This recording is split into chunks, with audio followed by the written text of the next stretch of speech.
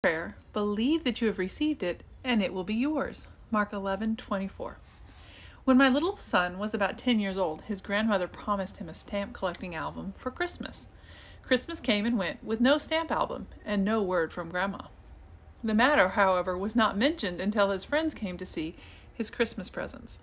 I was astonished, after he had listed all the gifts he received, to hear him add, and a stamp album, collecting album, from my grandmother.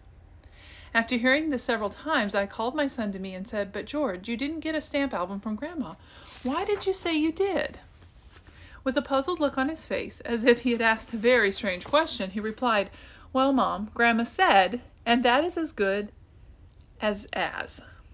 Not a word from me would sway his faith. A month passed, and nothing else was said about the album. Finally, one day, to test his faith, and because I wondered in my own heart why the album had not been sent, I said, "George, I think Grandma has forgotten her promise." "Oh, no, Mom," he quickly and frankly responded. "She hasn't." I watched a sweet, trusting face, which for a while looked very serious, as if he were debating the possibility I had suggested. Soon his face brightened as he said, "Do you think it would do any good for me to write Grandma thanking her for the album?" "I don't know," I said, "but you might try it." A rich spiritual truth then began to dawn on me. In a few minutes a letter was written and mailed, as George went off whistling his confidence in his Grandma. Soon a letter from Grandma arrived with this message: "My dear George, I have not forgotten my promise to you for a stamp album. I could not find the one you wanted here, so I ordered one from New York. It did not arrive until after Christmas, and it was not the right one. I then ordered another, but still it has not arrived. I have decided to send you $30 instead, so you might buy the one you want in Chicago. Your loving Grandma."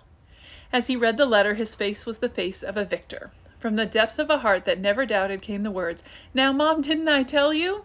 George against all hope in hope believed, according to Romans 4:18, that the stamp album would come, and while he was trusting, Grandma was working, and in due time, faith became sight. It is only human to want to see before we step out on the promises of God. Yet our Savior said to Thomas, and to a long list of doubters who followed, "Blessed are those who have not seen, and yet have believed." John 20:29.